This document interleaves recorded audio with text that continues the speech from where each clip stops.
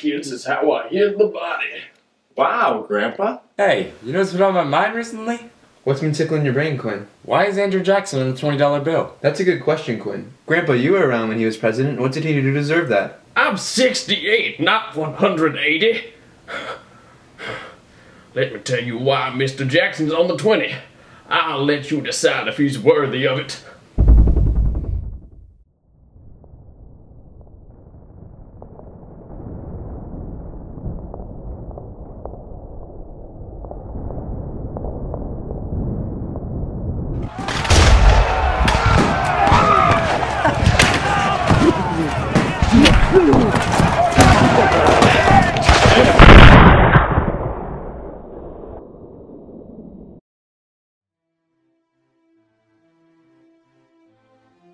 Sir, you successfully won the Battle of New Orleans. You deserve all the credit, sir. You will be hailed as a national hero. Yes, my child. It is a joyous day to be an American. Although outnumbered, we showed tremendous perseverance and showed true American strength. Oh, how valiantly you fought, Mr. Jackson. Wonderful job. Drinks are on me tonight. And so his army marched back home and citizens praised young Jackson. So you little and see now, yes? Grandpa, wasn't the war already over with the Treaty of Ghent? How did that have any effect on the country and him being glorious enough for the $20 bill? There's no way he could have heard word of a treaty in the moments leading up to the battle for New Orleans. Yeah, I guess it did help the Americans, but keep in mind some of the actions that tarnished his credibility for being on the $20 bill. Chill with the tune there, Sonny. But to what actions are you referring to? How about the Trail of Tears and his unfair treatment against Native Americans? Thank you for meeting with me, Chief. Thank you for meeting with me, Mr. Jackson. Now that the Indian Removal Act has gone into effect, we ask that you natives move west out of your land, or we'll have no choice but to remove you. No, this is our land. We are tired of your lack of concern for the safety of us natives. We will no longer back down from you white men. I'm simply relocating you guys to more peaceful land, away from us nosy Americans. You really should be thanking me. Okay, but where do we go? There's no civilizations out west, and the land is much less fertile. Plus, winter will be soon upon us. You're practically leading us to our deaths. Not to worry. We can provide you with compensation for your removal, so long as you comply. We shall pay you for the land, my good friend. We know your tricks. Our land is worth more than any amount of money you could ever give to us. Do not shortchange us once more. Be that as it may, you will forfeit this land one way or another.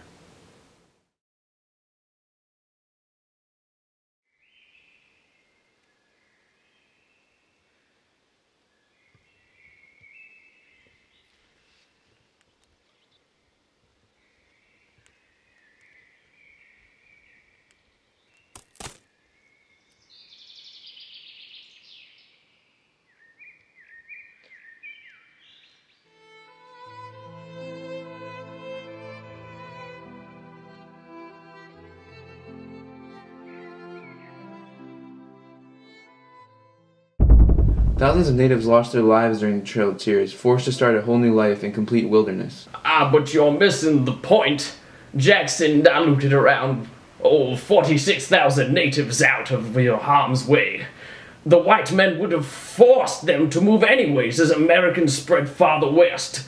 And they may have used more violence than Jackson. Grandpappy, you're just spewing old Jacksonian speech in our face. That's exactly what he would say to the natives, to get them off their land.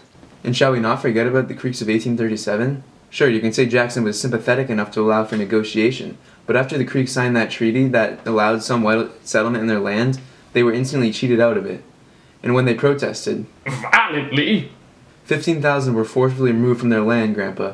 15,000. 'Tis true, Jackson never had a great relationship with the natives. The man shed many a battle with them during his time as a general. Let's not veer away from topic.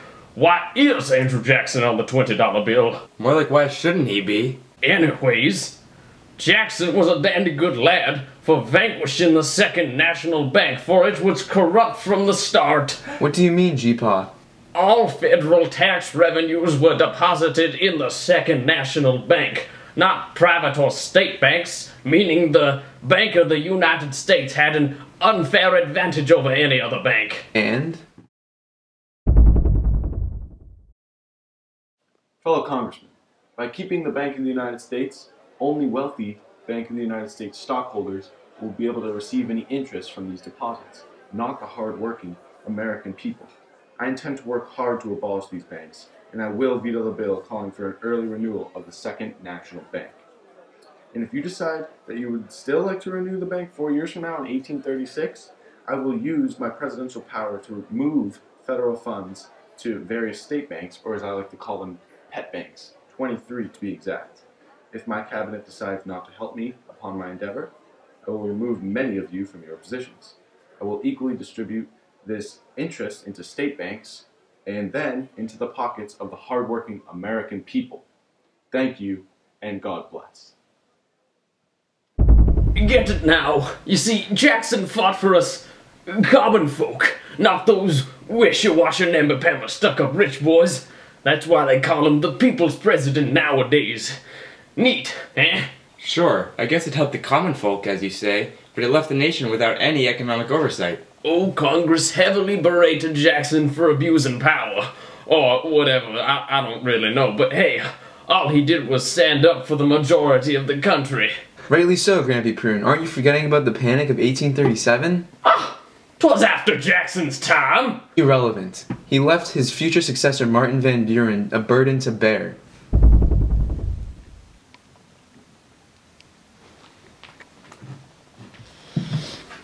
Damn you, Jackson!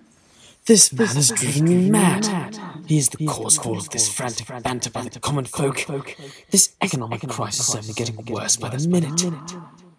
By shutting down the second bank, Jackson has put the people's money in the hands of irresponsible businessmen.